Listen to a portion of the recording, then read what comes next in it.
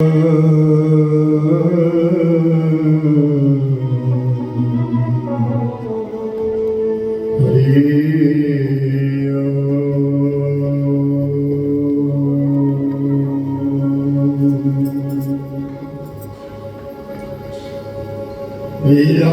कुंदेन्दु तुषार धवला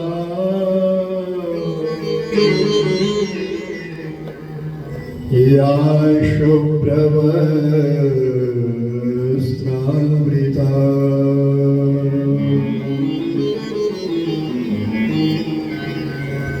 या वीणावरदण्डमण्डितकरा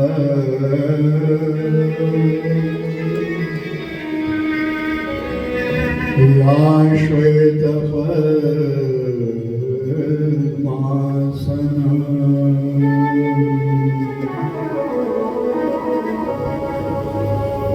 या ब्रह्माच्युतशङ्करः प्रभृतिर्वे देवैः सदा वन्दिता सा पातु देवी सरस्वतीं भगवतीं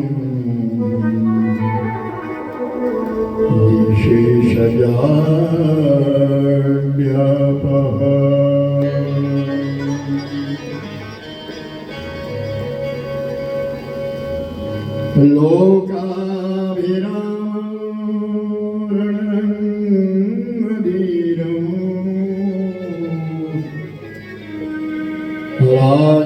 राजेवनित्रं रघुवंशनाथं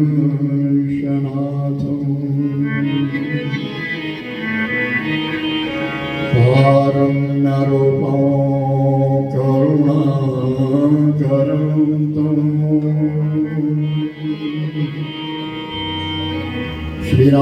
श्रीरामचन्द्रं शरणं प्रपद्ये।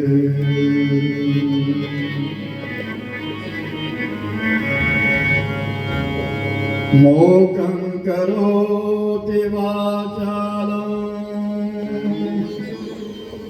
पङ्गुं लङ्घयते गिरिं यत्कृपातमहं वन्दे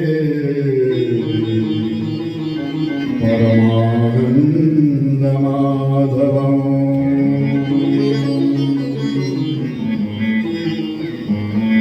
नमः शिवाय गुरवे सच्चिदानन्दमूर्तये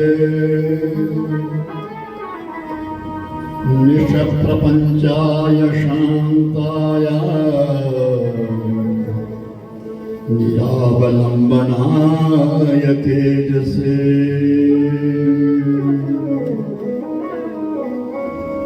दुर्गे संवृताहरसि भीतिं शेषजन्तौ स्वस्थये संवृतां मतिमतिवां शुभां ददातु। दारिद्र्यदुःखभयहारिणी का त्वदन्या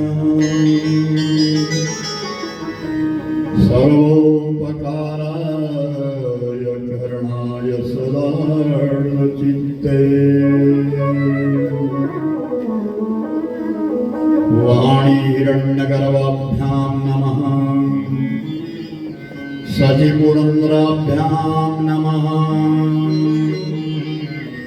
मातृपितृचरणकमलेभ्यो नमः इष्टदेवताभ्यो नमः कुलदेवताभ्यो नमः ग्रामदेवताभ्यो नमः स्थानदेवताभ्यो नमः वास्तुदेवताभ्यो नमः सर्वेभ्यो ऋषिभ्यो नमः सर्वेभ्यो तीर्थेभ्यो नमः गौ ब्राह्मणेभ्यो नमः श्री हर हराय नमः।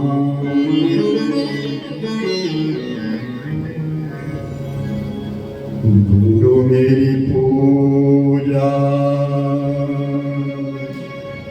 ओ गुरु गोविंद, गुरु मेरी पूजा ओ गुरु गोविंद, गुरु मेरा पार ब्रह्म गुरु भगवंत, गुरु मेरी पूजा ओ गुरु गोविंद, गुरु मेरी पूजा ओ गुरु गोविंद, गुरु मेरा पार ब्रह्म गुरु भगवंत, वो गुरु मेरा पार ब्रह्म गुरु भगवंत।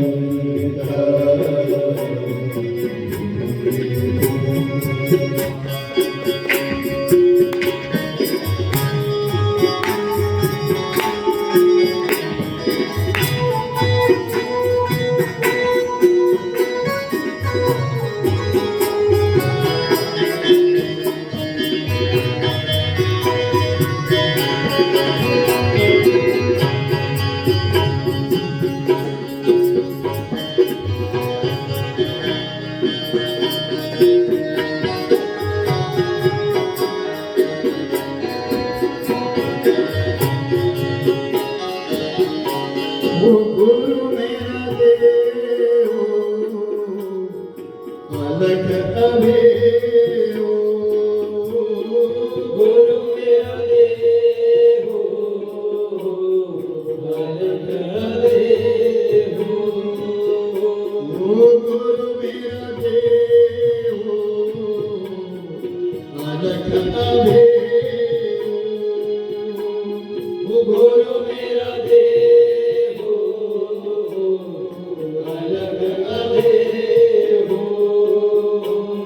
सर्व पूजा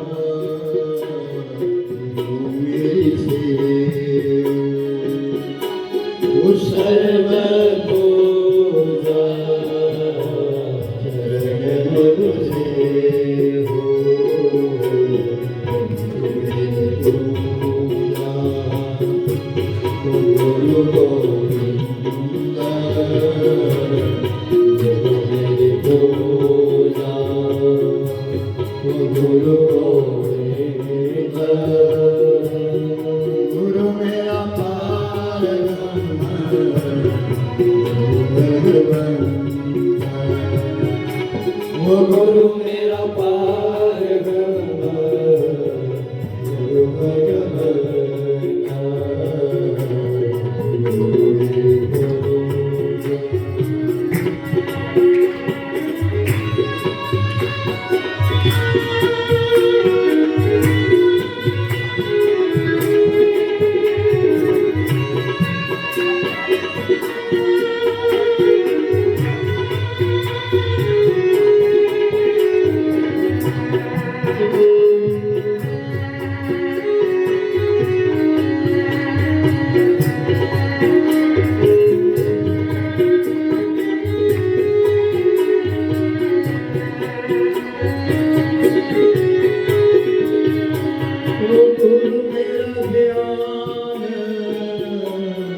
गुरु मेरा ध्यान, गुरु मेरा ध्यान,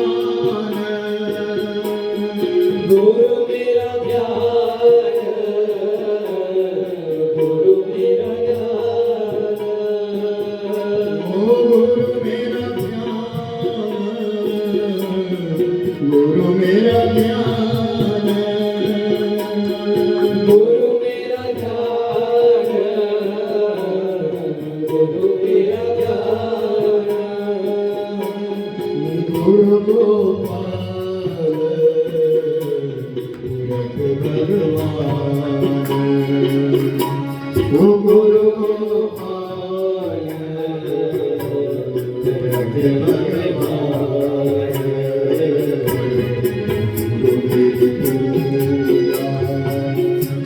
वो गुरु गुरु मेरा पार ब्रह्म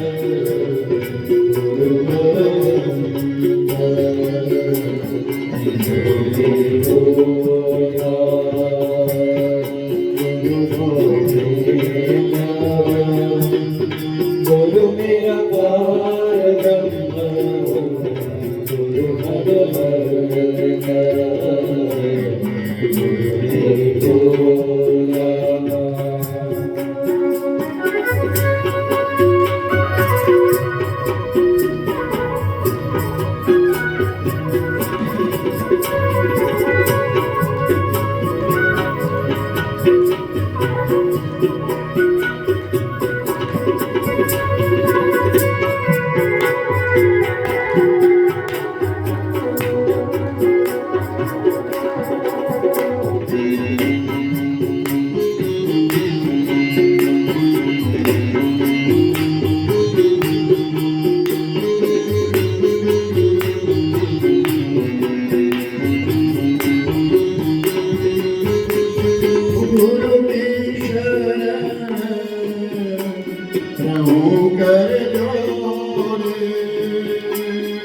गुरु की शरण प्रभु कर जोरे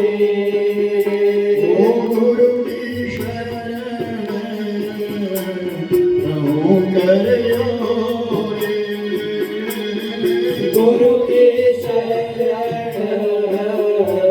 प्रभु कर जोरे गुरु कोई वो गुरु मेरा नहीं कोई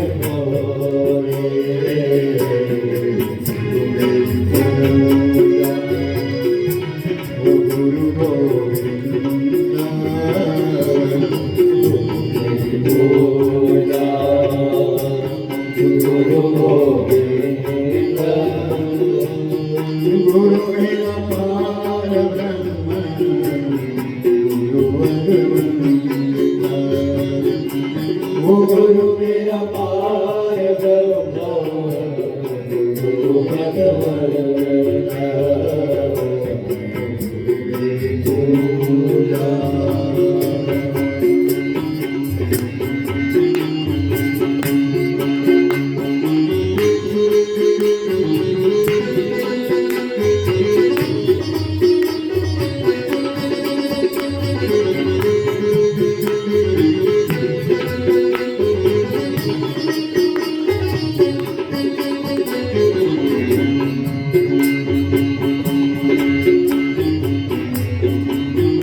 मेरा पार ब्रह्म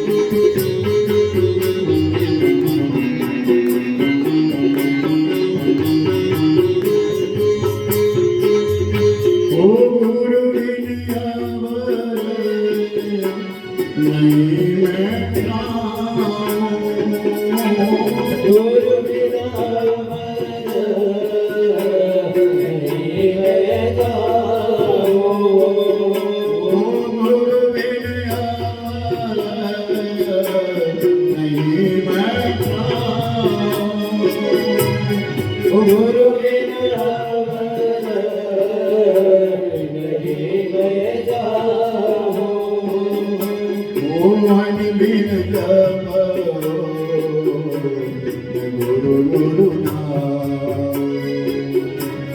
भगवान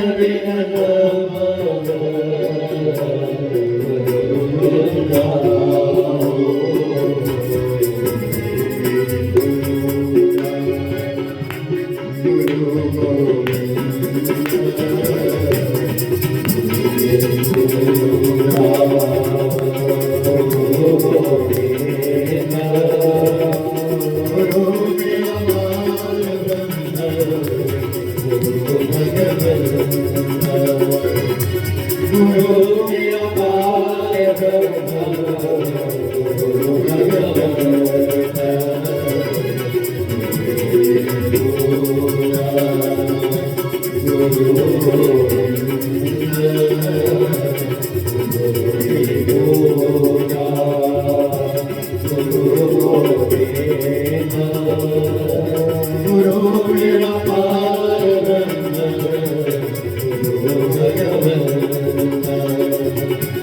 गुरु मेरा पार ब्रह्म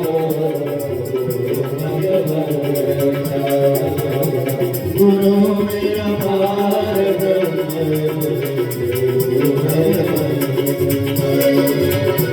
गुरु मेरा पार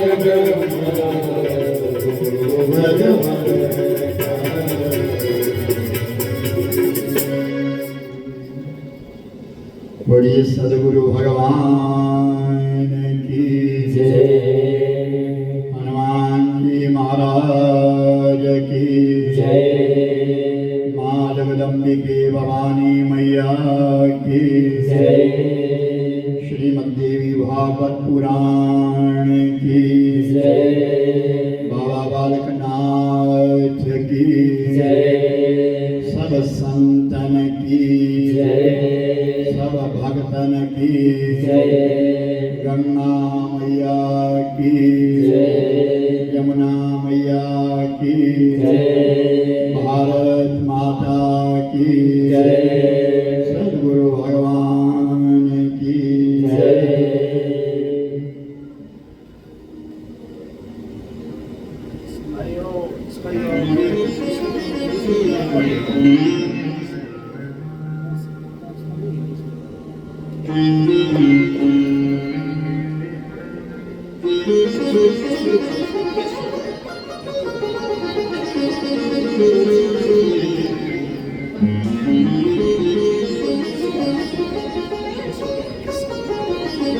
देवी भागवत के श्रोताजन, आप सभी के चरणारविंदों में मेरा कोटि कोटि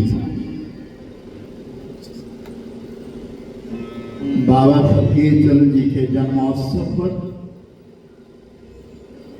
बाबा गरीबदास के सानिध्य में हो रहे इस पावन गाथा को आज ये 9 दिवस 9 दिन हुए हैं। श्रीमद्देवी भागवत पुराण नवान्न पारायण 9 दिवसीय पावन कथा आज विराम ले रही है, जिसका सारा कार्य संपन्न हो गया। मात्र आशीर्वाद कथा कहना बाकी है। इन 9 दिवसों के बीच में बड़ी श्रद्धा भक्ति भाव के साथ आप सब लोगों ने, इलाका निवासियों ने, ग्रामवासियों ने, बाबा फकीर चंद जी के सभी अनुयायियों ने तन से, मन से और धन से सहयोग करके इस कथा को पूर्ण किया है। ये हमारे एक जन्म का नहीं, जन्म जन्मांतर का कोई पुण्य है, जो इस तपोस्थली पर बैठ करके हम आप लोग इस पावन गाथा को श्रवण करते हैं।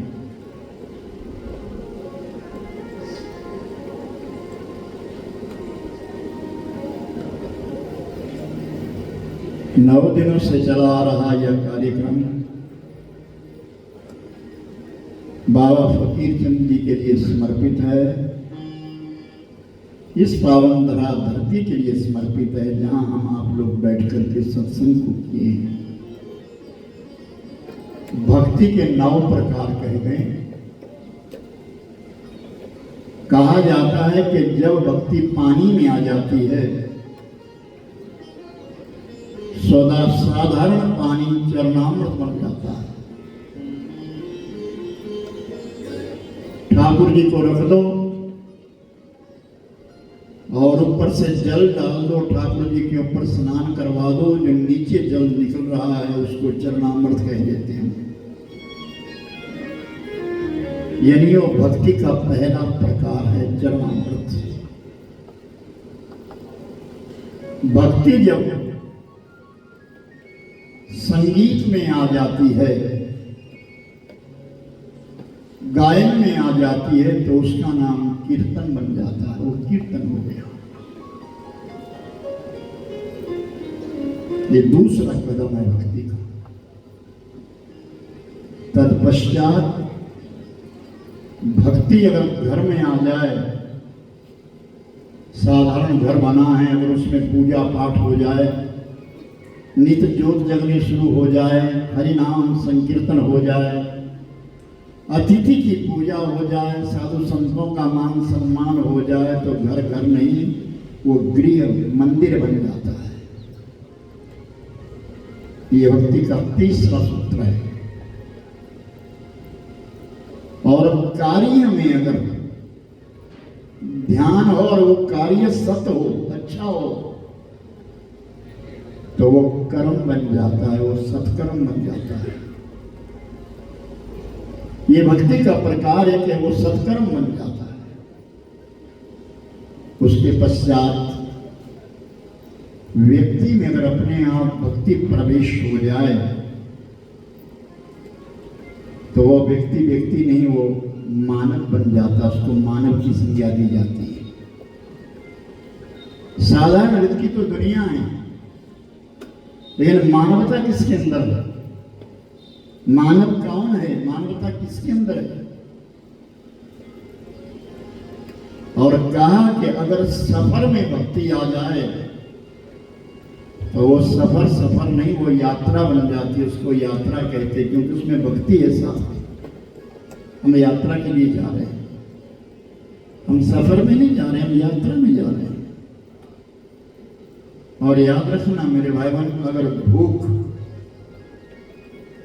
आज इतवार है, कल सोमवार है, परसों मंगलवार है, अगर भूख में भक्ति आ जाए तो वो भूख भूख नहीं, वो व्रत बन जाता है। उस दिन व्रत हो जाता है। और नवीं बात कही गई है, आखिरी बात है कि अगर भोजन में भक्ति प्रवेश कर जाए ना तो भोजन भोजन नहीं रहता, वो प्रसाद बन जाता है। वो सच्चिदानंद भगवान वहां भोजन बन रहा है, वो पाकशाला है, उस पाकशाला में भोजन बन रहा है, भोजन बनाने वाले भोजन बना रहे हैं। लेकिन जब वो भोजन को उठा करके थाली में रख करके ठाकुर जी के सामने ले जाएंगे तो वो भोजन नहीं रहेगा, वो प्रसाद बन जाएगा, वो प्रसाद हो गया। और जब वो प्रसाद हो गया मेरे भाई बहन, तो उसको हम आप सब लोग भोग के रूप में लेते हैं, वो प्रसाद है। भोजन खाना कोई नहीं कहेंगे, भोजन पंगत नहीं, चलो भोग प्रसाद ग्रहण करो, वो भोग है, भोग प्रसाद है, भोग प्रसाद ग्रहण करो। और हमारे अगर भोजन में ही, अगर हमारे घर में जो बना हुआ भोजन है, बाबा जी बैठ जाइए, बैठो यहीं पे, अंदर मत जाओ, बैठो यहीं पे।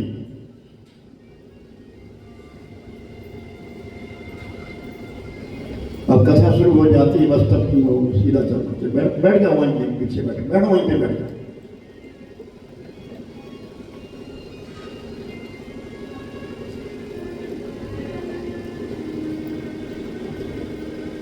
अगर भोजन के अंदर, हमारे घर के अंदर भोजन के अंदर अगर भक्ति आ जाए तो वो प्रसाद बन जाता है, हमारा परिवार प्रसाद ग्रहण करता है।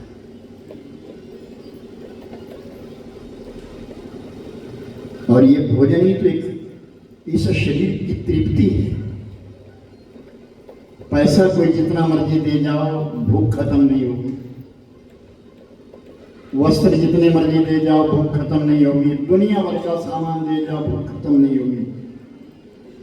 लेकिन भोग ऐसा है, पदार्थ ऐसा है, वो भोग्य ऐसा है कि जब कोई भोजन ग्रहण करता है तो तृप्त हो जाता है। उसके पश्चात कुछ भी सामने रख दिया जाए ना, अब नहीं, अब इच्छा नहीं। अन्नात् भवन्ति भूतानि पर्जन्यात् अन्यत्र संभवः। कलयुग के बीच में अन्न में प्राण है मेरे भाई बहन, अन्न में प्राण कहा गया है। आप देखते होंगे, आपके घर में अनाज पड़ा है, आपने ढक्कन नहीं खोला या बाहर से कुछ लाया नहीं और कुछ डाला नहीं, लेकिन उसके अंदर अपने आप कीड़ा पैदा हो गया। वो अन्न प्राण देता है, जीव देता है। इसलिए अन्न का सदुपयोग करना, अन्न का कभी दुरुपयोग नहीं करना, अन्न का सदुपयोग करना मेरे भाई बहन, जो तुम्हें अन्न मिला है वो अन्न को दूसरे शब्दों में कहा जाए तो अन्न परमेश्वर नाम है, अन्न परमेश्वर है, अन्न परमेश्वर है। और उस अन्न से ये शरीर खड़ा है, जिस शरीर में ये प्राण है और वो प्राणों के द्वारा ये मनुष्य जीव सत्कर्म भी करता है और कुकर्म करता है। अगर मन सत्कर्म की ओर गई है, ध्यान सत्कर्म की ओर गया है तो सत्कर्म कर रहा है, अच्छा काम कर रहा है। और अगर कहीं मन भटक गया है, दुष्कर्म की ओर चला गया है ना, तो मेरे भाई बहन ये जीवन परिवर्तित हो जाता है। दुर्भिक्षां यत्र कार्यं च अनावृष्टिं कारणा गायत्री पुरुष चरणेन ध्यायन्ति यदा।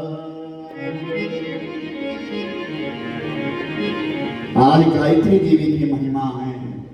कल आपने स्वा देवी की कथा सुनी, स्वधा की सुनी, मनसा की कथा को श्रवण किया और आज गायत्री मैया की कथा है। दक्षिणां दरिद्रां चेत् दक्षिणां विवाहाः सुरभेर्नाम्यदक्षै च कृष्ण की क्रीडारति सती।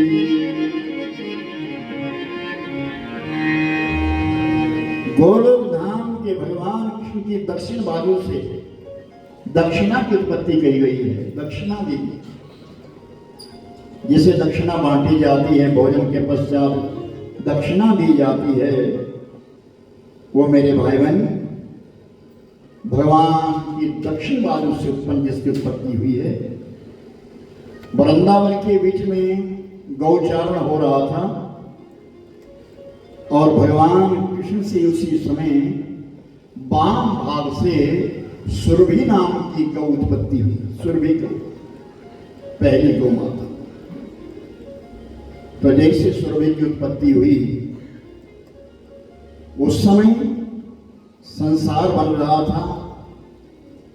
दुग्ध पीने के लिए भगवान कृष्ण को ही बछड़ा बनाया गया और मेरे भाई बहन जिसका नाम मनोरथ रखा और जो पात्र लिया, जिस पात्र में दूध पिया, आधा दूध पीते पीते नीचे गिर गया, जिससे समुद्र बन गए, सागर बन गए और बाकी का जितना स्थल था वो गोपियों का क्रीड़ा स्थल बन गया। उसी में गौ की उत्पत्ति कही और सुरभि गौ से अनेक प्रकार की गौओं की उत्पत्ति कही गई, जिसके बीच में कहा गया यत्रां सन्निस्ते शरणोदया च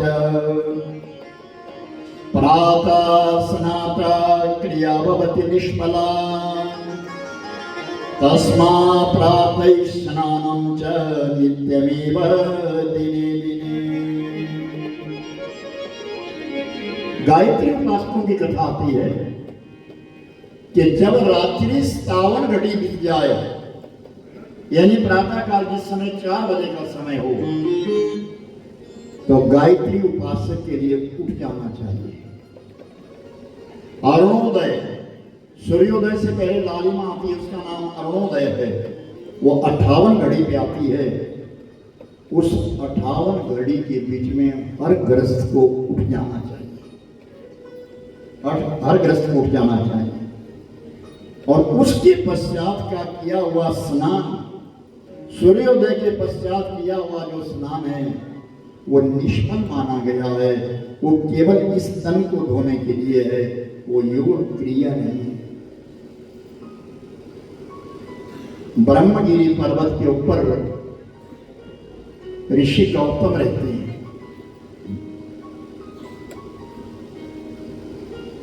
और बड़ी साधना करते, तपस्या करते हैं। गायत्री मैया के परम उपासक है। 32 अक्षर जिस मंत्र में ओम भूर्भुवस्सुवः तत्सवितुर्वरेण्यं भर्गो देवस्य धीमहि धियो यो न प्रचोदयात् सूतम 24 अक्षर। ऐसी गायत्री मैया के परम उपासक है ऋषिवर गौतम जी महाराज। और गायत्री मैया उन पर बड़े प्रसन्न है, बहुत प्रसन्न है। लेकिन एक समय की बात, उस ब्रह्मगिरी के ऊपर दुर्भिक्ष पड़ गया, जल बरसना बंद हो गया, चारों दिशाओं के बीच में आग जैसी स्थिति हो गई, उष्णता बढ़ गई और पशु पंखी इत्यादि सब तड़पने लगे। धीरे धीरे करके पेड़ पौधे सब सूखने लगे और पशु पंछी सब पलायन कर गए, उड़ करके जाने लगे। उस ब्रह्मगिरी के ऊपर बहुत सारे ऋषि मुनि रहा करते थे। वो ऋषि मुनि भी वहां से निकलने शुरू हो गए, चल पड़े।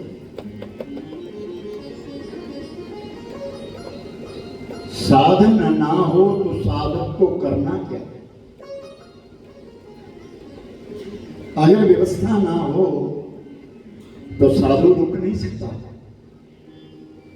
लेकिन उसमें कोई कठोर तप करने वाला साधक, परम साधक, वो अपने आप को स्थायी समझता हुआ तभी साधना करता करता उनका है। सब साधु, बहुत सारे साधु निकल गए, अकेले गौतम ऋषि रह गए। गौतम ऋषि का परिवार है, एक पुत्र है जिसका नाम है सताना, पत्नी है अहिल्या। उस ब्रह्मगिरी पर बैठे बैठे आज अहिल्या ने कहा, स्वामी सब चले गए यहां से, यहां कोई बाकी नहीं, केवल हम 3 लोग यहां बैठे, पशु पंछी भी नहीं, सब चले गए। दुर्भिक्ष इतना पड़ गया है, अकाल इतना पड़ गया है कि कोई पक्षी चहचहाता भी नहीं है। जहां हरियाली होती है वहां पक्षी होते हैं, जहां पानी होता है वहां हरियाली होती है, जहां पानी नहीं है वहां हरियाली कैसे होगी? जहां हरियाली नहीं है वहां पक्षी कैसे होंगे? महाराज, हमारा जीवन कैसे होगा? तो ऋषिवर गौतम जी महाराज ने ब्रह्म गायत्री ओम भूर्भुवः स्वः तत्सवितुर्वरेण्यं भर्गो देवस्य धीमहि धियो यो न प्रचोदयात् आज मां गायत्री की प्रार्थना शुरू कर दी। तूने हमें उत्पन्न किया, गायत्री मंत्र का भावार्थ सब सुनिए और मेरे स्वर में स्वर दे करके बैठिए बाबा, बैठ जाओ पीछे। तूने हमें उत्पन्न किया, पालन कर रहा है तो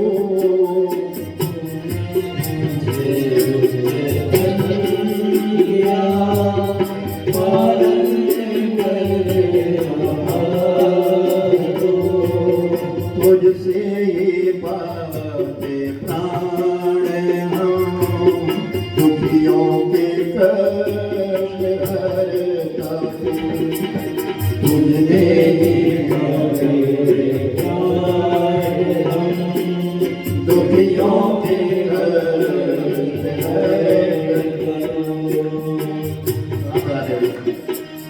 तूने हमें उत्पन्न किया, पालन कर रहा तो तुझसे ही पाते प्राण हम, मैंने लाला। तूने हमें उत्पन्न किया, पालन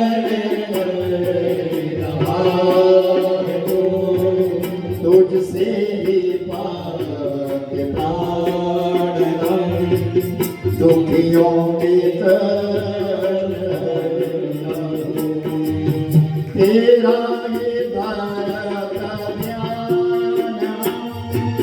मांगते दया तेरा दया मांगते दया ओ तेरा दरद ध्यान मांगते दया तेरा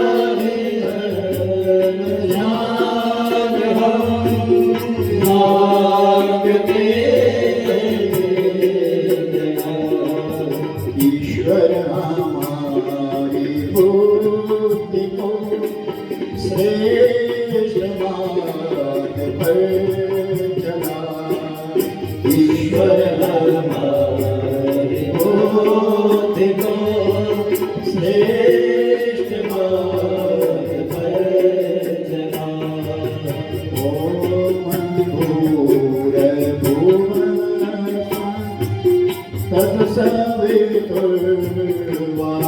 तत्सवितुर्वरेण्यं भर्गोदेवस्य धीमहि धियो यो न प्रचोदयात् धियो यो न प्रचोदयात् धियो यो न प्रचोदयात्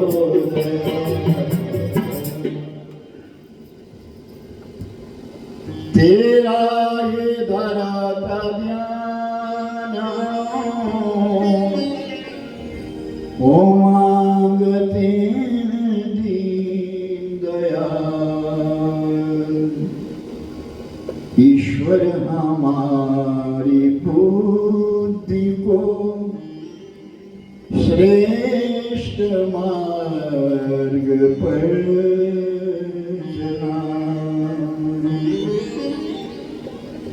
ईश्वर हमारी बुद्धि को श्रेष्ठ मार्ग पर गायत्री मंत्र का भावार्थ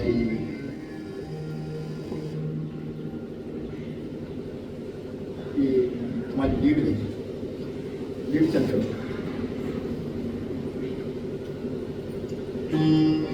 श्रेष्ठ मार्ग पर चला हमारे को अच्छे मार्ग पर चला भगवान से प्रार्थना हम गायत्री मंत्र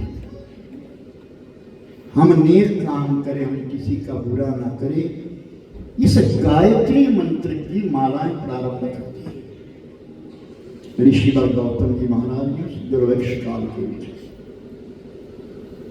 कुछ काल के पश्चात गायत्री मैया प्रसन्न हुई और गौतम ऋषि के सामने दर्शन दिए मां के चरणों में प्रणाम किया नमन किया तो गायत्री मैया ने कहा कहो गौतम तुमने उग्र तप किया है किस हेतु मां जल नहीं इस ब्रह्मगिरी के ऊपर दुर्भिक्ष पड़ा है ना यहाँ कोई साधु संत रह रहा है ना कोई यहाँ पशु पंखी रह रहा है ये वीरान हो गया जल बरसा दो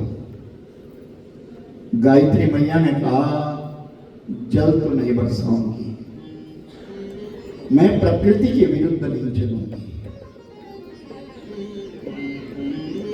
प्रकृति के विरुद्ध मेरा चलना काम नहीं है लाइट आई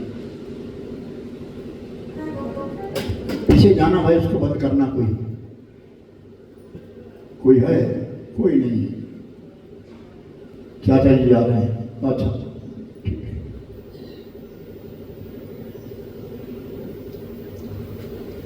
बड़ी सच्चिदानंद भगवान के गायत्री मैया ने कहा मैं प्रकृति के विरुद्ध नहीं चलूंगी जो दुर्भिक्ष पड़ा है वो जब देवता चाहेंगे तब ही जाकर के बारिश होगी तो मां मेरे लिए जल की व्यवस्था कर दो मैं इस ब्रह्मगिरी को छोड़ना नहीं चाहता यहां मेरा जन्म बीता है ये मेरी तपोस्थली है मेरी साधना स्थल है, मैं इसी में छोड़ना चाहता। तो गायत्री मैया ने कहा, गौतम, एक हाथ लंबा, एक हाथ गहरा, एक हाथ चौड़ा, इतना एक कूप, एक गड्ढा खोदो। और गौतम ऋषि ने वो एक हाथ लंबा चौड़ा गड्ढा खोद दिया। गायत्री मैया ने उसको जल से परिपूर्ण कर दिया। जितनी तुम्हारी इच्छा है उतना जल ले लेना, ये जल बाहर नहीं जाएगा, इसका उपयोग कर लो, ये इससे बाहर कभी नहीं आएगा, भरेगा नहीं, जितना तुमको चाहिए उतना ही रहेगा। ऋषि गौतम ने चरणों में प्रणाम किया गायत्री मैया के। 24 अक्षर गायत्री के हैं और 24 ही गायत्री है। उपगायत्रियां तो अनेक बना दी गई, लेकिन जो ब्रह्म गायत्री है वो एक ही है। ओम भूर्भुवः स्वः तत्सवितुर्वरेण्यं भर्गो देवस्य धीमहि यो यो न प्रचोदयात्। और वो केवल आत्म कल्याण के लिए है, उससे अपना कल्याण होता है। कितना अच्छा हो आपके बालक पाठशाला जाने से पहले अगर ज्यादा नहीं तो 11 बार ये सही गायत्री मंत्र का पाठ कर। चलो 11 बार दूर है, अगर 3 बार भी वो पढ़ लेते हैं, आत्मशुद्धि है, हमारा कल्याण है उसमें। और मेरे भाई बहन, कई इस पर कई बंद है, कई कहते हैं गायत्री की उपासना ये नहीं कर सकता, वो नहीं करता, बिना जने उसे नहीं करता, ऐसा नहीं करता। कई साधु संत ऋषि मुनि बहुतों ने कहा ऐसा, लेकिन सबसे बड़ी बात तो ये कि धर्म की छोड़ो मत, करो तो सही कुछ, वरना छूटता जा रहा है, सब छूटता जा रहा है। आज कॉलेजों में पढ़ने वाले बच्चे, बड़ी बड़ी डिग्रियां लेने वाले बच्चे, उनको ये पता नहीं है सीता कौन थी, द्रौपदी कौन थी, पांचाली किसे कहते हैं, राम का भाई कौन था, रावण का पुत्र कौन था, कुछ पता नहीं है, क्योंकि सिलेबस ही नहीं रहा, कोई पता नहीं रहा। इसलिए काम करिए कि मैं सबसे कहता हूँ, विशेष कहता हूँ कि छोड़ो मत, धर्म में रखो। जिस दिन धर्म से धक्का दिया गया उसी दिन ये पंथ प्रचलन होने शुरू हो गए। कोई राधा स्वामी बन गए, कोई धन सदगुरु बन गए, कोई निरंकारी बन गए। ये सनातन की शाखाएं निकल गई, सनातन की शाखाएं, और मूल जो है वो हमारा सनातन ही है। उस सनातन में रहकर के, स्मृति में रहकर के सृजन करता हो। गायत्री मैया ने कहा, गौतम इस कूप के बीच में जल रहेगा, जितना तुम चाहो उतना व्रत लो। बड़े प्रसन्न हुए गायत्री मैया, अंतर ध्यान हो गई। ऋषिवर गौतम जी महाराज अपनी पत्नी को लेकर के और अपने पुत्र सदानंद को लेकर के बड़े अच्छे तरीके से रहने लगे, भाव श्रद्धा से रहने लगे। और ऋषिवर गौतम जी महाराज ने अनेकत्र चारों स्थानों की, चारों तरफ, चारों दिशाओं के बीच में आह्वान कर दिया ऋषि मुनियों का कि ऋषि मुनियों सब चले आइए, आप चले आइए। और चारों दिशाओं से साधु संत सब आने लगे।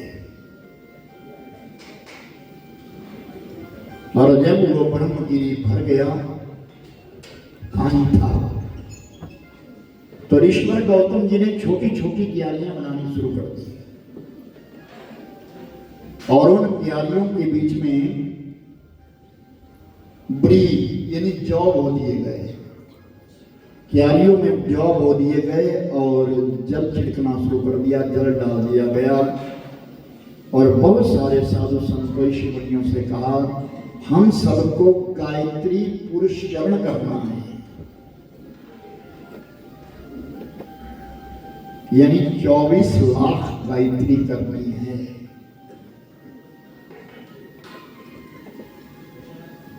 तो बहुत सारे साधु संतों ने कहा, समय बहुत लगेगा। हाँ समय लगेगा, लेकिन तुम निश्चिंत रहियो, व्यवस्था मैं करूंगा। मेरे पास जल स्रोत है, मेरे पास पानी है, आप निश्चिंत रहिए। सब साधु संतों ने गायत्री मंत्र को प्रारंभ कर दिया और 1 मास के पश्चात जब गायत्री पुरुष चरण हो गया, जाओ बड़े हुए हैं, ब्री निकल गई है, और गायत्री मंत्र का पुरुष चरण करने के पश्चात 8 लाख हवन होना है, दशांश हवन होना है। तो जब दशांश हवन की बारी आई तो ब्री लगाई गई और आहुतियां देने ऋषि मुनियों ने शुरू कर दिया। 32 लाख मंत्र के साथ वो यज्ञ पूर्ण हो गया। उस यज्ञ का धुआं आकाश में चला गया। देवताओं की बड़ी प्रसन्नता हुई और देवताओं की यहाँ गोष्ठी चली थी। तो गोष्ठी में देवताओं ने कहा, हमने तो दुर्भिक्ष किया था, उस ब्रह्मगिरी के ऊपर दुर्भिक्ष था, आज वहां पे इतना बड़ा यज्ञ संपन्न कैसे हो गया। तो देवर्षि नारद जी जब भ्रमण करते, नारद जी ने कहा, एक ऋषि है जिनका नाम गौतम है,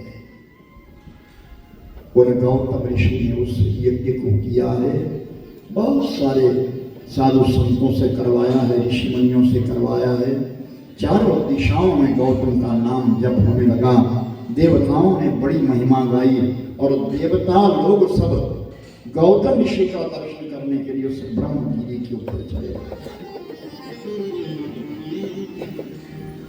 यदि नाथ का नाम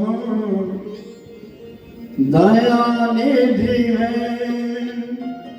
तो दया भी करेंगे कभी ना कभी।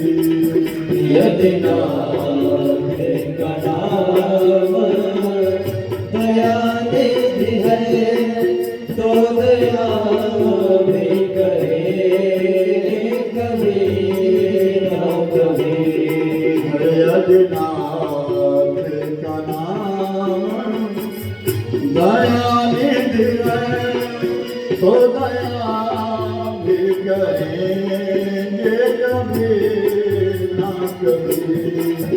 यदि नाथ का नाम दया निधि है तो दया भी करेंगे कभी ना कभी।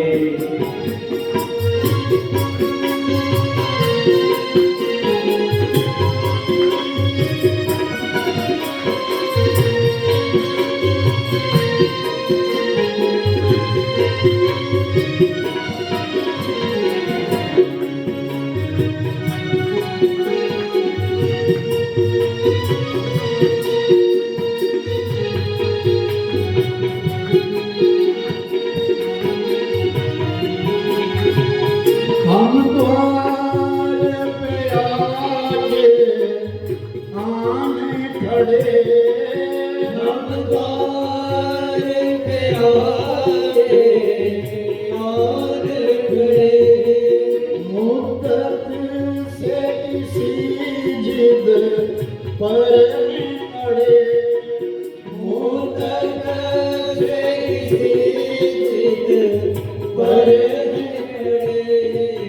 भव सिंधु तरे जो बड़े से बड़े, भव सिंधु तरे जो बड़े से बड़े। ये बिंदु तरेंगे कभी ना कभी।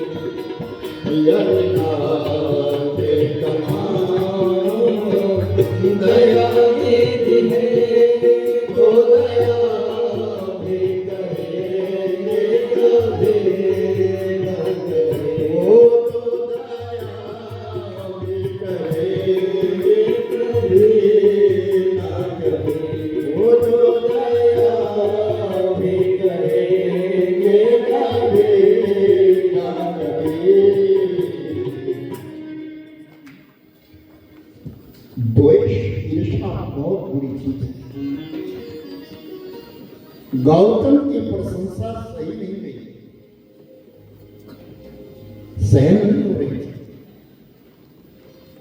गौतम ऋषि की जो प्रशंसा थी वो सहन नहीं हो रही थी। जितने भी साधु थे और वो सहन नहीं कर सके, ईर्ष्या पैदा हो गई, जलन पैदा हो गई। गौतम की बुरी बुरी प्रशंसा हो रही। जब तो हमने भी किया, लेकिन हमारा कोई नाम नहीं ले रहा, गौतम का ही नाम उच्चारण हो रहा है।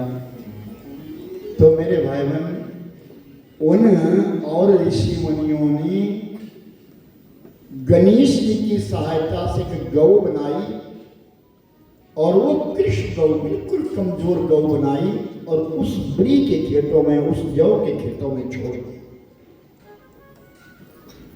और जौ के बीच में मुंह डालने लगी। तो अहिल्या दौड़े दौड़े आई और गौतम ऋषि से कहती है, स्वामी इस गौ आई है, कृष्ण गौ आई है और वो प्री खाना शुरू कर रही है।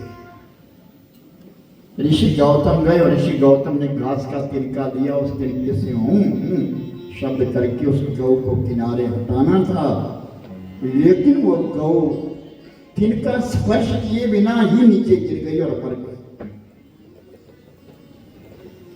और उन सब साधुओं ने देखा, ब्राह्मणों ने देखा, ये गौतम ने गौ को मारा है, ये गौ हत्यारा है, इसको गौ हत्या लगनी चाहिए। तो गौतम को नाना विधि प्रकार से प्रताड़ना करने लगे। तुम अनर्थी हो, तुम पापी हो, तुमने गौ को मार दिया है। ऋषिवर गौतम जी महाराज अपना मन छोटा किए हुए गायत्री मैया से प्रार्थना करते, माँ मैंने ना तो गौ को मारा है, लेकिन मेरे साथ घटित घटना क्यों हो गई। उसी समय सब ऋषि मुनियों के बीच में गायत्री मैया प्रकट हुई। बोल गायत्री मैया की जय। वो ब्रह्म गायत्री और गायत्री कहती है, देवताओं ये तुमने जो असत्य किया, झूठ किया, इसका दंड तुम्हें रहेगा। जाओ, कलयुग के बीच में तुम दर दर भटक जाओगे और जो गायत्री से विमुख होगा, जो दान लेगा, पुण्य लेगा, वो गायत्री उसका सर्वस्व नष्ट कर देगी और जो गायत्री का जप करेगा उसका मान होगा, सम्मान होगा। तुमने गौतम को जिस प्रकार तिरस्कार किया, उसी प्रकार बिना गायत्री के जप वाले ब्राह्मण का भी समाज तिरस्कार कर देगा। और गायत्री मैया शांत चली गई, अंतर ध्यान हो गई। ऋषि गौतम के पास सब ऋषि मुनि खड़े हो गए, क्षमा प्रार्थना मांगते हैं और ऋषि गौतम से कहते हैं, महाराज अब आपसे आज ऐसा नहीं होगा। इतने में जल बरस गया, दुर्भिक्ष समाप्त हो गया और उनको ब्रह्मगिरी सुसज्जित हो गया। देवी भागवत के पीछे कहे गए हैं कि नारी के लिए मां भगवती ने 16 श्रृंगार बताए। सब ध्यान से सुनना, मेरी माताएं बहनें सब ध्यान से सुनना। ये श्रृंगार क्या है जिसको बोलते हैं कि 16 श्रृंगार है, वो 16 श्रृंगार क्या है। स्त्री जाति के लिए 16 श्रृंगार कहे गए हैं, मानव को 16 संस्कार कहे गए हैं। पहला श्रृंगार है बिंदिया, ये माथे की जो बिंदिया है, ध्यान से सुनिए। नारी जब सुहागिन होती है तो उसके मस्तक के ऊपर माथे की बिंदिया लगा दी जाती है। कहां? जहां आज्ञा चक्र है, दोनों भुजाओं के मध्य में बिंदिया लगाई जाती है। ये पहला श्रृंगार है नारी का, आज्ञा चक्र के पास, कि जिससे मेरे भाई बहन मन एकाग्र रहता है, सीधा रहता है। दूसरा जो श्रृंगार है वो है गजरा। गजरा कहां लगाया जाता है? बालों। माता बहन गजरा बालों में लगाती है, हमारे यहाँ तो लोग लगाते नहीं है, उसका पता नहीं क्या समझते कैसे। लेकिन आप नीचे दक्षिण में चले जाओ, बिना गजरे से कोई भी माता बहन नहीं होती। बाजार में गजरा बना करके रोज बनते हैं, नाना विधि प्रकार सुगंधित पुष्पों के, और वो पुष्पों का गजरा जो है बड़े सुगंध, मोगरा इत्यादि का पुष्प के दूर तक जिसकी सुगंध आती है, ऐसी माता बहन गजरा लगाती है। और ये श्रृंगार सब माँ दुर्गा के ध्यान देते रहे। माँ दुर्गा ने तो संस्कार दिया, ये श्रृंगार दिया है सबके लिए। आज वंचित हो रही है दुनिया, आज उससे वंचित, श्रृंगारों से वंचित हो रही है। और तीसरा जो श्रृंगार है वो है माथे का टीका, जो माथे के ऊपर टीका लटकाया जाता है, वो तीसरा श्रृंगार है। और चौथा श्रृंगार कहा गया है सिंदूर। ये जो आप अपने यहाँ माथे में लगाए, मांग भरी है, ये सिंदूर नहीं है, आप कुमकुम डाले हैं, ये कुंगू है। सिंदूर देखना है तो ये यूपी में, बिहार में, वहां माताओं बहनों को देखो, वो सिंदूर है। ये सिंदूर जैसे पटका लगा हुआ है, इस पटके से पटका वो कहीं कैसा सिंदूर, और वो मांग में भरा जाता है, क्योंकि ये मांग हमारा इस मनोचक्र को ताय से जाकर के कहते हैं, ये सिंदूर से जो है पति के आयु की वृद्धि होती है। मस्तिष्क का बड़ा महत्व है मांग से। बालक पुरुष की तो जहां शिक्षा रखी जाती है, जिसको लोग कहीं एंटीना कह देते हैं, एंटीना है। हमारे थे, मेरे तो बड़ी लंबी छोटी थी, लेकिन बाल जैसे जैसे उड़े और उसी लगा के पहले उड़े, एकदम टकला पड़ा। तो शिखा ये, और वो ये जो सिंदूर की जो जगह है, वो ये मांग है, लंबी आयु के लिए बढ़ती है। एक समय कहते हैं कि वनवास के बीच में जिस समय हनुमान जी से भेंट हो गई थी और सीता मैया लौट करके जब आ रही थी, तो अपना श्रृंगार करने लगी और अपनी मांग भर रही है, ऐसे धीरे धीरे अपनी मांग भर रही है, लंबी मांग भर रही है सिंदूर के द्वारा। तो हनुमान जी सामने बैठे, हनुमान जी ने कहा, माँ ये क्या कर रही है, ये लाली क्यों लगा रही है? लाली नहीं, ये सिंदूर है। क्यों? पति की आयु के लिए लगाती है। तो यहाँ लगाने से पति की आयु बढ़ती है, हाँ, सिंदूर लगाने से पति की आयु बढ़ती है। तो हनुमान जी ने सब छुड़ाया और अपने सारे शरीर में लगा दिया। बोले आप एक मांग में लगा, मैं पूरे शरीर में लगाता हूँ कि मेरे स्वामी की आयु बड़ी हो जाए।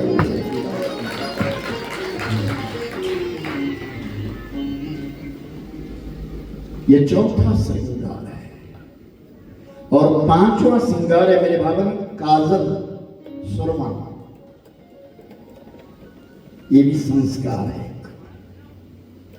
जब प्रतिष्ठा मणि होती है तो प्रतिष्ठा के दिन भी माँ के या जो भी देवता है, उनके आंखों में सूरमा या कज्जल लगाया जाता है, सुंदरता के लिए भी है, और सबसे बड़ी बात नजर के लिए भी है।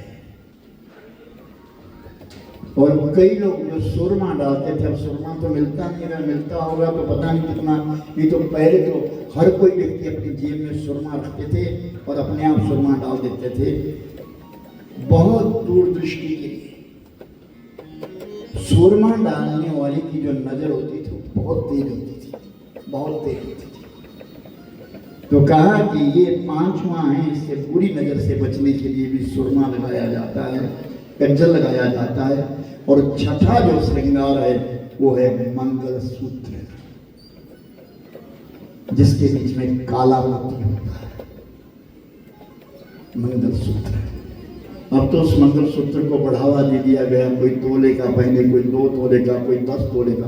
अब पहन हो जा रहा, देखो सोना कहाँ जा रहा है। और कल की भविष्यवाणी है, कल एक व्यक्ति बोल रहा है, सुनी कि 3 सालों के अंदर अंदर सोना जो है 5 लाख पार करेगा, 5 लाख पार करेगा। लेकिन हम तो ये कहते कि सोना पहना ही छोड़ दो जरा, अपने आप नीचे आ जाएगा। लेकिन जो चीज नहीं होती ना, कमी होती है, हमारे हिंदुस्तानी उसको ज्यादा भरने की कोशिश करते हैं। टमाटर महंगा हो जाएगा तो खोज के जाएंगे कि कहीं से लाओ, प्याज महंगा होगा खोज के ले आओ, कहीं से ले आओ, ऐसे खाना नहीं, लेकिन फिर लाओ, जल्दी लाओ। जो चीज नहीं उसकी ओर ज्यादा भागता है हमारा भारतवर्ष। तो मंगल सूत्र कहा गया कि मंगल सूत्र जो है, और याद रखना मेरे भाई बहन, प्रत्येक माता बहन को श्रृंगार जरूर करना चाहिए। जो सौभाग्यवती है उसको श्रृंगार करना चाहिए, और जो विधवा है या साध्वी है उसका भी श्रृंगार है। वो विलग श्रृंगार है, अलग श्रृंगार है। तो कहा कि सातवां जो श्रृंगार कहा गया वो कहा कि लाल रंग के वस्त्र जरूर होना चाहिए। सौभाग्यवती स्त्री के पास लाल रंग का वस्त्र होना चाहिए। आज कैसा समय आया है आप देखो जरा, पाश्चात्य सभ्यता कितनी ऊंची हो गई है, हमारे ऊपर कितनी बढ़ गई है। हमारी बहन बेटियां जो है श्रृंगार करना तो दूर की बात है, उठपटांग वस्त्र पहन करके अंग प्रदर्शन करती है। कैसे होंगे वो माँ बाप उसको सहन करते? कहाँ जाएगी ये संस्कृति? कहाँ गई वो गायत्री मैया? कहाँ गई वो कन्या का पूजन? और उसके पश्चात लाल रंग के वस्त्र, जिसमें चोली या गागरा या ओढ़नी इत्यादि या चुन्नी दुपट्टा इत्यादि कोई भी वो वस्त्र, लाल वस्त्र सुहागिन के पास जरूर होना चाहिए। और आठवां स्थान कहा गया है मेहंदी। मेहंदी श्रृंगार है, मेहंदी जरूर लगनी चाहिए, उसे हाथों में लगाओ। अब तो सारे लगा रहे हैं ऊपर से नीचे तक। राम कड़वा चौथ आई और फिर देखो मेहंदी वालों की दुकान में राम राम राम।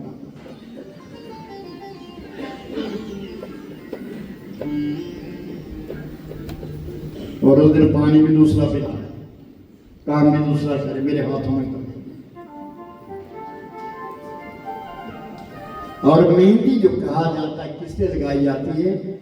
पति से जो अधिक प्रेम करती है वो मेहंदी का सृजन करती है। और दूसरी बात, मेहंदी बीमारियों को रोकती है।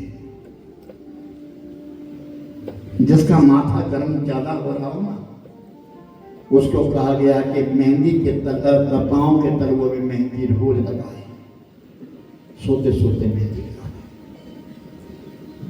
और नौवीं जो बात है, नौवां जो श्रृंगार है वो बाजूबंद। बाजूबंद और वो भी धातु का। वो बाजू को स्पर्श करता है।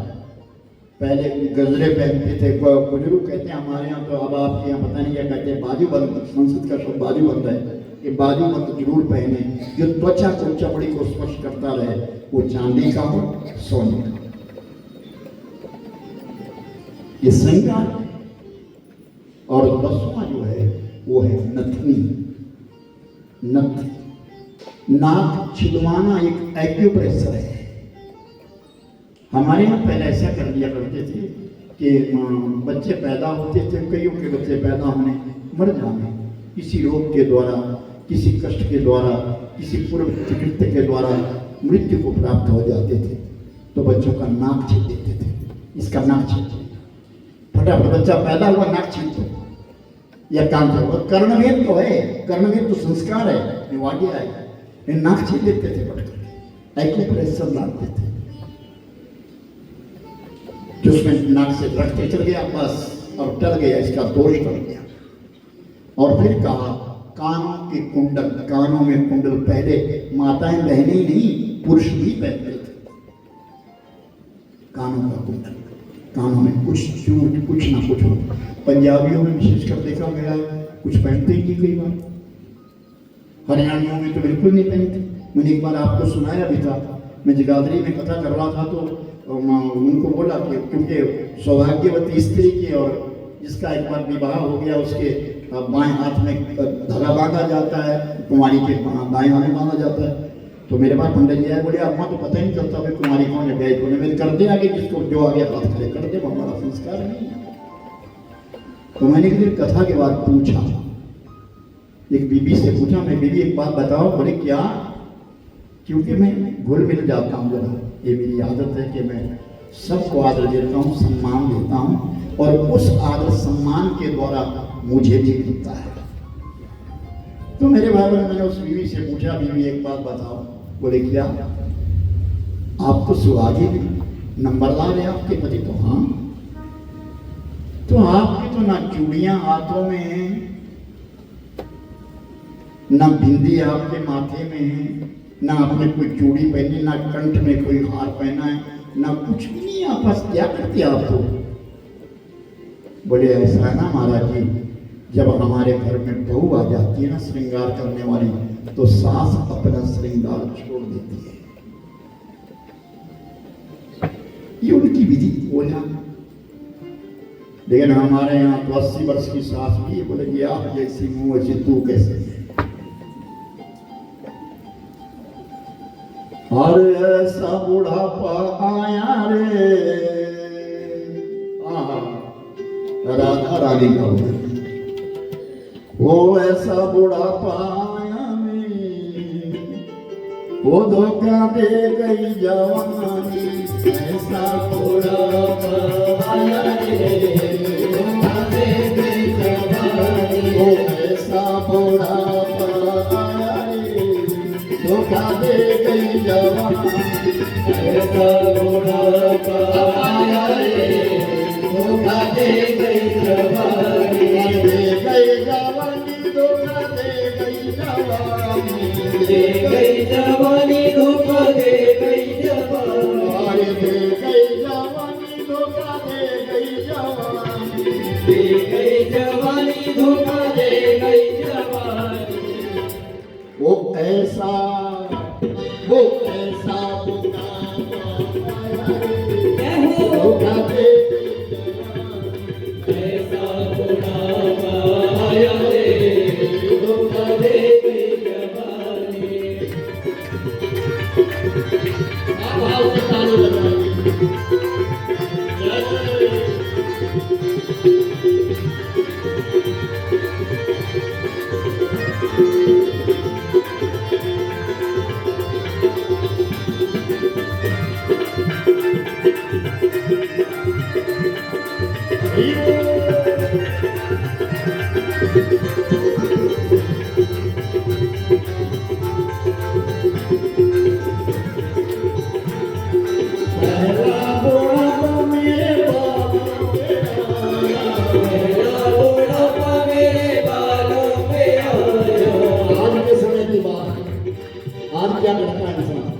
पहला बुढ़ापा मेरे बालों पे आया।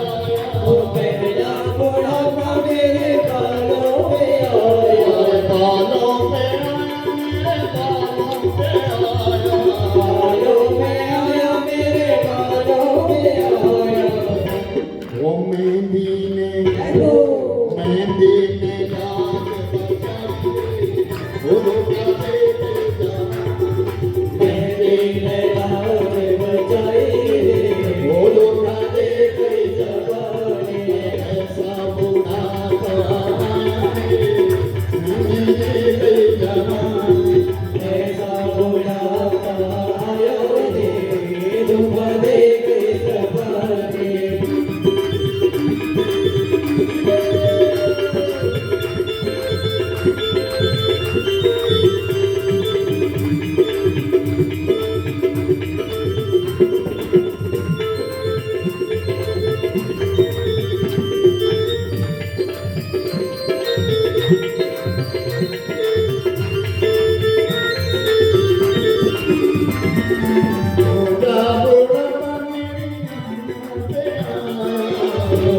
बुढ़ापा मेरे अखियों पे आया।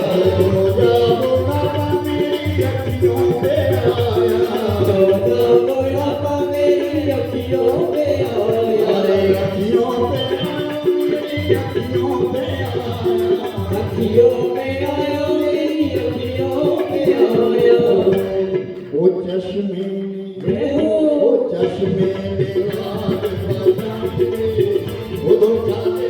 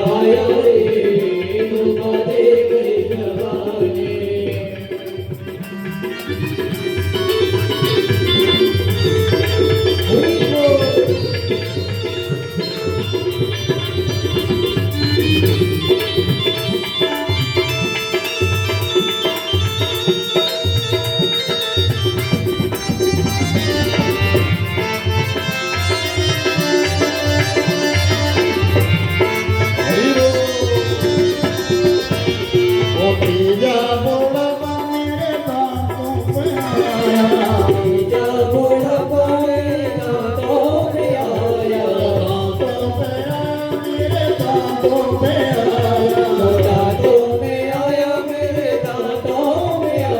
आए हलवे ने बधाई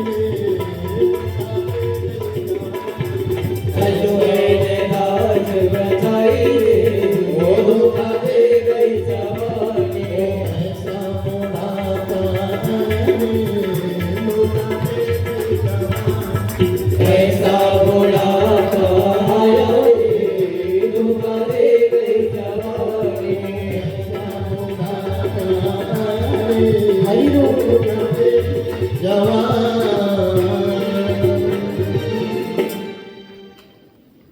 कान में कुंडल, कान एक्यूप्रेशर किया जाता है, उसको अच्छा किया जाता है। और फिर आता है 12वां जो हमारा श्रृंगार है माता बहन का, वो है चूड़ियां। पहली बात, सोने चांदी की चूड़ियां तो पहनो ही पहनो, लेकिन कांच की चूड़ियां पहनना अनिवार्य होता है। आपके यहाँ एक प्रचलन है ना, सुहागी बांट। अच्छा है, बहुत अच्छा है, पर 5 चूड़ियां नहीं, 3 ही दो। 7 नहीं दो, 3 ही दो। 9 नहीं दो, 3 ही दो, लेकिन पहने ही दो। वो जो सुहागी बना करके रखते हैं ना, इतना सा तो कज्जल का शीशा, इतना सा आंख नहीं मारो, देखो तो अपनी आंख आती, शीशा इतना सा लगाया है। और जो उसमें चूड़ियां हैं वो यूं पकड़े पड़ा, यानी ठग रहे हो। जैसा श्रृंगार अपना करते हो, उसी प्रकार का कन्या का। जब कन्या पूजन किया जाता है, श्रृंगार किया जाता है, अच्छी चीज दो। जब भी किसी को कोई वस्तु दो तो प्रेम से दो और तसल्ली पूर्वक दो। उसको कोई ग्रहण करने वाला उसे कर, उसे अपने पास रख, उसका उपयोग कर।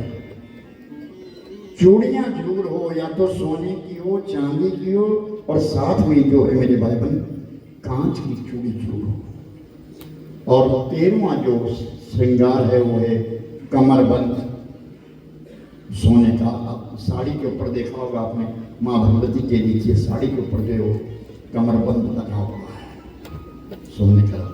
पहले माताएं बहनें भी लगाती थी, राजरानियां लगाती थी, पर अब तो सब कुछ बदल गया। आज बेटियों ने, बहनों ने पेंटे पहननी शुरू कर दी, ये सब। एक पजामा रहा था पुरुषों के पास, वो भी ले लिया, पजामा भी रहा क्या है। सब काम बोले हम महिलाएं सब कुछ करती है, बेटी किसी से कम थोड़ा है। जहाज चलाएगी, ये करेगी, वो करेगी। पजामा था बेचारों के पास में, वो भी। फिर कहा कि 14वां जो श्रृंगार है वो है अंगूठी। अंगूठी जरूर होनी चाहिए। वैसे तो ग्रह के मुताबिक कहा गया है कि केवल और केवल एक अनामिका अंगूठी जो है, ये अंगूठी थी, इसमें अंगूठी पहनी जाती है। लेकिन ग्रह के अनुकूल तो सब अंगूठियों में डाल देते हैं। बुध का कहाँ डालना, मंगल का कहाँ डालना, बृहस्पति का कहाँ डालना, और नग डाल करके नग लगाए जाते हैं। क्यों? वो स्टोन जो है हमारी त्वचा को स्पर्श करते और वो त्वचा के ऊपर अपना प्रभाव डालते हैं। और 15वीं बात है पायल। पायल होना अनिवार्य होती है कि पायल की जो छनकार थी, आवाज थी, वो सकारात्मक थी। कुछ साल पहले, 4-5 साल पहले की बात है, अब तो मैंने घरों में नहीं देखी, लेकिन बहुत जगह घरों में मैंने देखा, एक लटके होते थे घंटिया जैसे, टन टन टन टन टन, वो सकारात्मक ऊर्जा, ऐसी ध्वनि हो जो हमारे अंतस्करण तक पहुंच जाए। एक जब घंटी बजती है ना, और भरत की जो घंटी है, कांसे की जो घंटी, लंबी आवाज से आती है, वो सकारात्मक ऊर्जा है, वो अच्छी ऊर्जा है। तो पायल की आवाज जब घर में चमकती थी, तो मेरे भाई बहन उसके बहुत सारे ऊर्जा ऐसी उत्पन्न होती जो हमारे लिए अच्छी थी। और उसके पश्चात 16वां जो श्रृंगार है वो है बिछुए। बिछू जो कहां पहने जाते हैं? पांव के बिछू। ये 16 प्रकार का श्रृंगार है। ये 16 श्रृंगार मां भगवती के हैं और वो नारी जाति को प्रदान किए गए थे, तुम इसे पहना। अब हम लोग कितना श्रृंगार छोड़ते हैं। उड़पटांग श्रृंगार दुनिया भर के आ गए, लेकिन जो असली श्रृंगार है वो छोड़ दिया। ये जो लिपस्टिक आप होठों पे लगा रही हो मेरी माताओं बहनों, इसका कोई श्रृंगार से कोई मतलब नहीं। ये पाश्चात्य सभ्यता से आई है और सुनने में मतलब क्या है, सर्च करो इसको। ये चर्बी है, किसकी ये पता नहीं। कई जगह पे ऐसा सुना है कि वो गौ मांस की चर्बी है, सूअर के मांस की चर्बी है, पर मैंने तो नहीं देखी, ना मुझे वो सुना है, हमने पता नहीं। ये लालिमा जो होंठों पर, इसको श्रृंगार में कहीं आया। 16 श्रृंगार मैंने आपको गिनाती। बिंदिया, गजरा, टीका, सिंदूर, कज्जल, मंगलसूत्र, लाल वस्त्र, मेहंदी, बाजूबंद, नथ, कानों के कुंडल, चूड़ियां, कमरबंद, अंगूठी, पायल और बिछू। ये देवी भागवत के अनुसार 16 श्रृंगार मां देवी के। ये भगवती ने स्वयं धारण किए तो दुनिया को दर्शाया गया है। हम देवी की पूजा इसलिए तो करते हैं, प्रार्थना की जाती है मां से, या देवी सर्वभूतेषु दयारूपेण संस्थिता नमस्तस्यै नमस्तस्यै नमस्तस्यै नमः। मां मुझ पर दया करना, मैं तेरे लिए प्रणाम करती हूँ, नमन करती हूँ, नमन करता हूँ, नमन करता हूँ। देवता और दानवों में बड़ा घोर युद्ध हुआ, बहुत हुआ। और उस युद्ध के बीच में जब युद्ध विराम हुआ तो देवताओं ने उस समय अपनी प्रशंसा की ढोले बांध दिए। वरुण देव आया, मैंने इतनों को मारा। अग्निदेव आया, मैंने इतनों को मारा, मैंने इतने दानवों को बुलाया, इतनों को ऐसा किया लगा। उस समय मां भगवती मैया ने एक यक्ष का रूप धारण किया। मां दुर्गा ने एक यक्ष का रूप धारण किया और यक्ष का रूप धारण करके देवताओं के बीच में खड़ी हो गई। जहां देवता थे कोने में वहां खड़ी हो गई और एक तिनका हाथ में ले लिया यक्ष ने। इस तिनके को जो वरुण उड़ाएगा तो तुम मान जाओगे कि तुमने रण मैदान में कुछ किया है। वरुण ने इतनी हवा चला, इतना तूफान चला, लेकिन तिनका हिला नहीं। अग्निदेव आया, अग्निदेव ने भी बड़ी कोशिश करी कि मैं इसको जलाऊं, लेकिन नहीं कर सके। सब देवता बारी बारी हार गए तो स्वयं देवराज इंद्र आए। और जब इंद्र आया तो इंद्र ने बहुत कोशिश करी उस तिनके को उठाने की, ले जाने की, जलाने की, जलाने की, लेकिन वो तिनका हिला नहीं। तो यक्ष सामने, यक्ष रूप में मां जगदम्बा कहती है, देवताओं गर्व मत करो, शरीर तुम्हारा था लेकिन शक्ति तो मैं हूँ। वो जगदम्बिका भवानी आज बाबा जी की जयंती है। आदेशपुरी जी भी आए, अपने चंद शब्द कहेंगे और उसके पश्चात हमारे गरीबदास बाबा जी एक में 2 भजन सुनाएंगे। आदेशपुरी जी माइक जय। ठीक तो नहीं था, मैं रात्रि आना होता तो आ जाते। कल आश्रम में वहाँ पन्याला गांव में देवी का मंदिर बनाया तो उसकी स्थापना थी और कल बाबा जी का जन्मदिन भी उन्होंने सबने मनाया। तो फिर वो कहने लगे महाराज जी आज नहीं जाना। जब से ऑपरेशन कराया 2-3 ऑपरेशन हो गए मेरे आँख का भी नीचे। आँखों को इंतजार है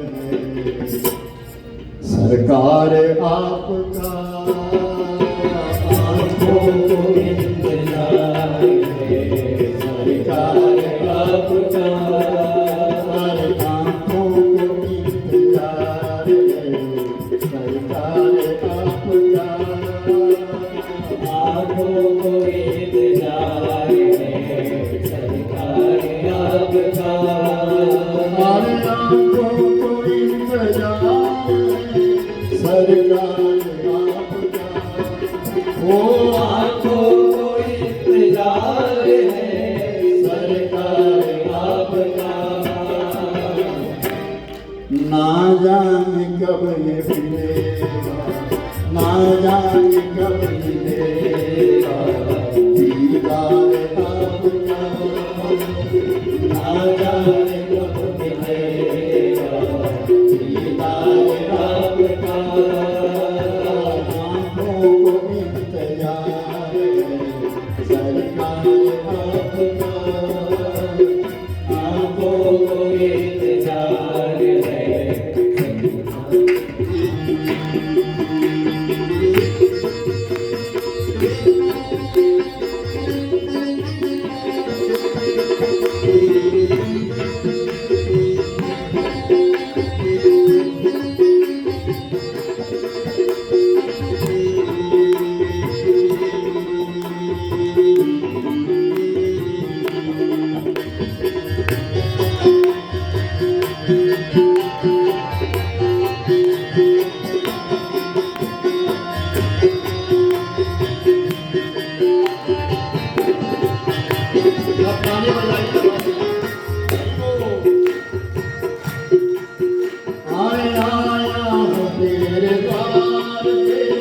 मुझको संभालिए, आया हूँ तेरे द्वार पे मुझको संभालिए। आया हूँ तेरे द्वार पे मुझको संभालिए, आया हूँ तेरे द्वार पे मुझको संभालिए। अरे दर्शन की आस दिल में आए न डालिए, दर्शन की आस दिल में आए न डालिए।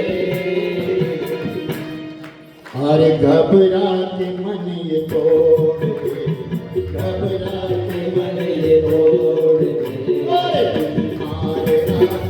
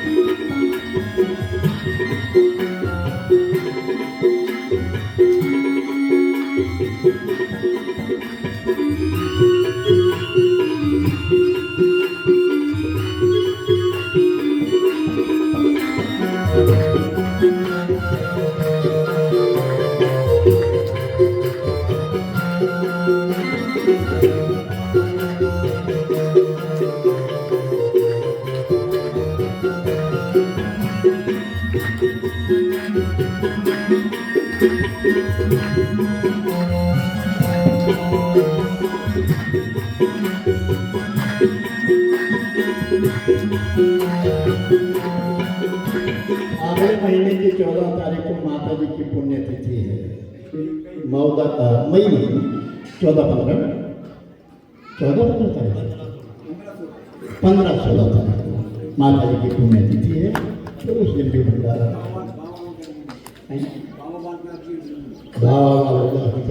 कब वो 16 को चैतन्य महाराज बहुत बड़ी ठीक है।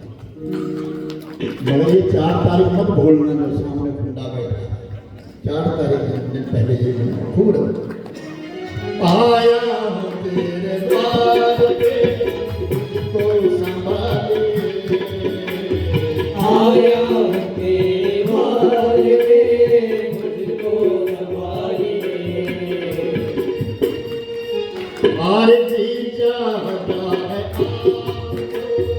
एक बार देख लो, जी चाहता है आपको एक बार देख लो।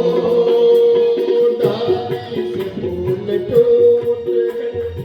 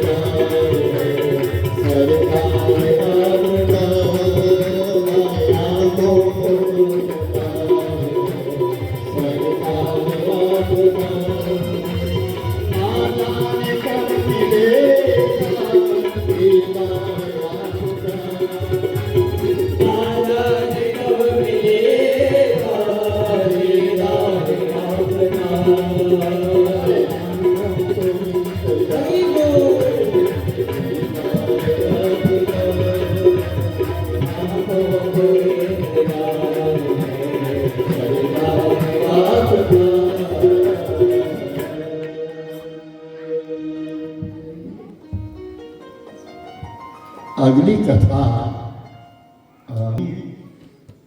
दिसंबर 22 और मार्च 22, ये दोनों 22 तारीख की रह गई है। पहले 21 मनाते थे, अब 22 कर दिए। ये दोनों 22 दिसंबर 22 और मार्च 22। कल भूल भुलावा हो गया तो भंडारा कल कर दिया गया, ठीक है, संतों का भंडारा कल हो गया। आज परम संतों का भंडारा, सब संती तो है जो कथा में बैठे, सब संती तो हैं। तो मेरे भाई बहन, अगले वर्ष की ये या दिसंबर महीने की जो कथा रखी है बाबा जी ने, वो शिव महापुराण की कथा है। बोले शंकर भगवान। और आपको सूचना दे दूं, मैं दिसंबर महीने में यहाँ कथा होनी है और मार्च में ही एक बहुत बड़ा यज्ञ हो रहा है हर बार में, जिसमें 18 पुराणों का मूल पाठ होना है। और वो बाबा जी की कृपा से, बाबा फकीर चंद जी की आज्ञा से हो रहा है। उनकी आज्ञा जैसे कैसे मिली, किसी के द्वारा मिली, कैसे भी मिली, लेकिन उन्हीं की इच्छा थी। और ये 18 पुराणों का पारायण हो रहा है, जिसके बीच में बहुत बड़ा कार्यक्रम होगा। तो अगले वर्ष शिवरात्रि पर सब भाव श्रद्धा से पहले यहाँ शिव महापुराण और फिर 18 पुराणों का पारायण जो है हर बार में किया जाए। बोल सच्चिदानंद भगवान की जय। इन शब्दों के साथ कथा विराम है। अब मंत्र जाप करेंगे, उसके पश्चात आरती। ये मोबाइल है मेरे पास, राजू राम सीता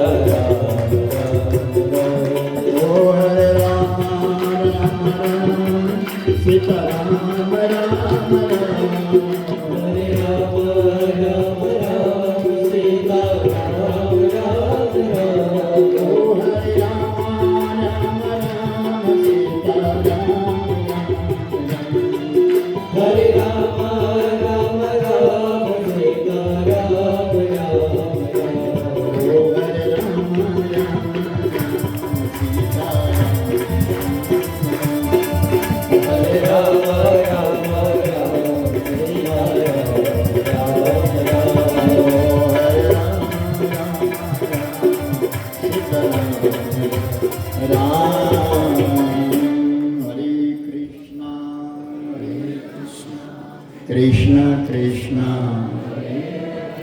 हरे राम राम राम हरे कृष्ण कृष्ण कृष्ण